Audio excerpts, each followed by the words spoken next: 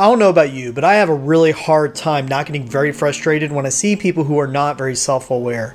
What I mean by that are just the simple little things you see in day-to-day life. For whatever reason, every single time I have to go to a big box store or the grocery store, it seems like I always get behind somebody that in the main aisle is just kind of pushing their cart and they're browsing as if they're contemplating what they really came here for, or maybe they're pondering the answers to all of life's biggest and deepest questions as they block the aisle with their very large cart. I can't stand that, and it just bothers me beyond the singing of it. That being said, I think the reason why it bothers me so much is because it's just the purest form of somebody being unaware of themselves, that they occupy space, that they exist somewhere, that their actions and the things that they do actually impact other individuals. Well, there's actually a very scriptural aspect to this idea of self-awareness. You see, time and time again, you have individuals in the Bible that were either blessed or they underwent great trials because of their great sense of self-awareness or their lack of self-awareness. There is a phrase that exists within Greek philosophy that goes something along the lines of know thyself. And what that really speaks to is the idea that we need to understand who we are. We need to understand how we think, how we act, and how we respond to things. And in doing that, we can be better prepared to be able to respond to the world around us. Now, connect this to our spiritual lives. When we understand the things that we may be tempted to be, tempted by, or the things that may frustrate us, the things that we really truly desire in our hearts, or that may want to kind of seduce us in different directions, it becomes a lot easier all of a sudden to keep an eye out, to have our guard up for things which may try to move us away from what God has truly called us to do.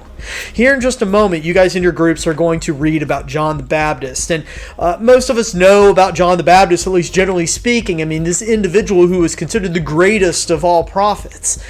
But yet this individual, you can see, understood who he was. He understood the measure of himself and what he was called to do. And as a result of that, Christ himself revered this individual.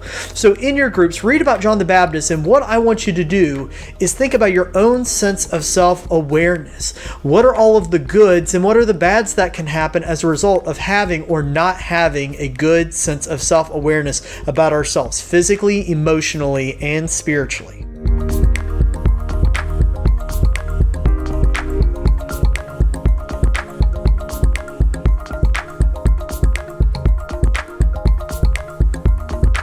Pythagoras, not a biblical individual, but a Greek philosopher, is known for this phrase, "Man, know thyself, then thou shalt know the universe and God."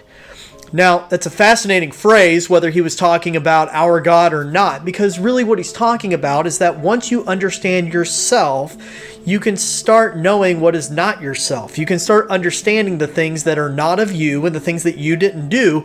And I think there's a very interesting point to be made there. It allows us to be able to remove ourselves from the things that are good in our lives and be able to remove ourselves from things that are bad in our lives and be able to see them a little bit more objectively.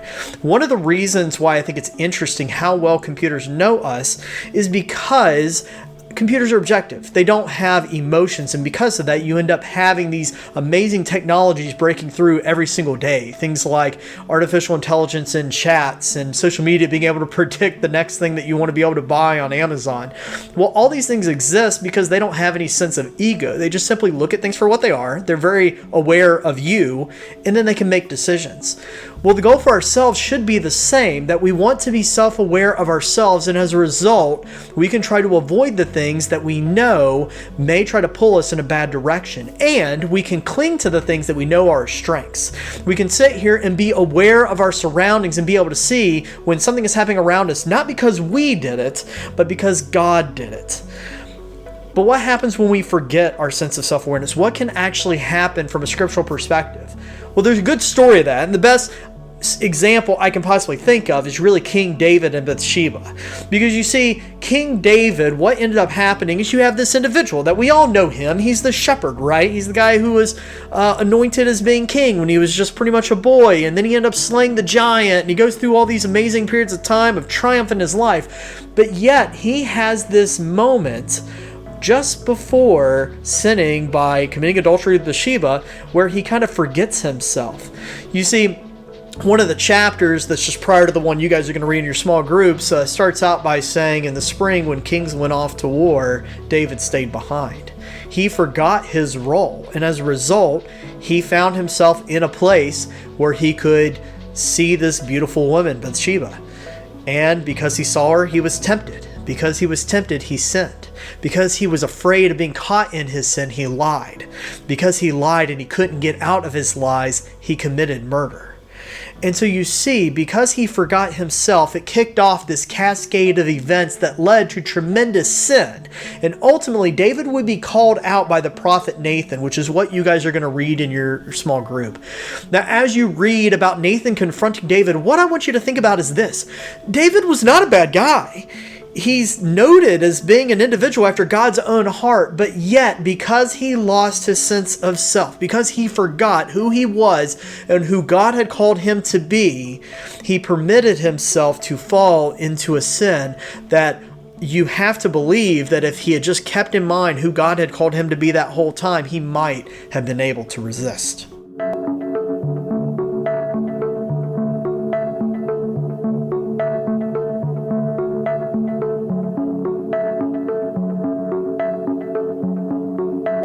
If I could summarize this entire message in one simple phrase, it'd be this: know thyself. I can't really claim ownership of that. This is something that's called a Delphic maxim. It's something that comes, again, from Greek philosophy. But know thyself. That is one of the best things that we can do to be able to see when it is not ourself doing something and is in fact God doing something through us, and the best way that we can be wise in discerning against the things of this world that may seek to pull us away. In 2 Corinthians, there's this section that's in chapter 10, starting in verse 12. You guys can read it if you want, but what we end up seeing in there is Paul talking about this idea of having a sense of self, understanding who he was called to be and where he was called to act. And because he knows where God has called him and he has security in that thing, that is the only thing that he will hold confidence in. And there's something empowering in that once we know ourselves, and most importantly, know where God is calling us to be, we can have confidence. We can have a sense of boldness and strength in where we are. Because it is through the power of Christ that we're able to do all things. Not because we are all powerful or we can be self-actuating or anything like that.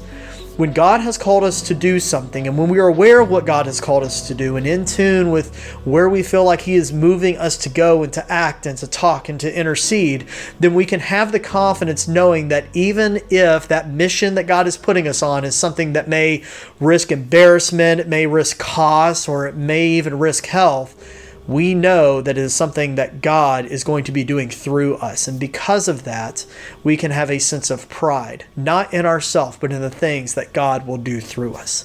Be self-aware, know thyself. And if you feel like you find yourself more convinced or more knowledgeable of everybody else around you, whether that's your spouse, your best friends, people that you see on Facebook, maybe pause and ask yourself, why do you know so much more about them than you know about yourself? Get to know yourself. And when you do, maybe you'll get to understand better who God is calling you to be. That's what I have for you today. I hope you're able to get something out of it. Until we meet again, God bless.